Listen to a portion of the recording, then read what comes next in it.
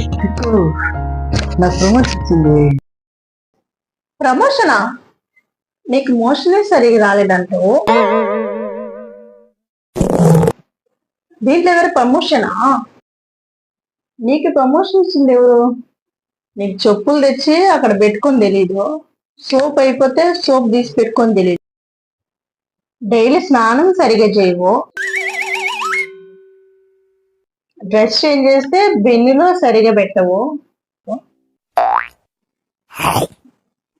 తినిందే plate కూడా తీసి పెట్టవు, కనీసం అన్నం తినిందే లెగిస్ పోయి వాష్ బేసిన్ లో చేయి కూడా గడవు, ప్లేట్ లోనే గడిగేస్తావు.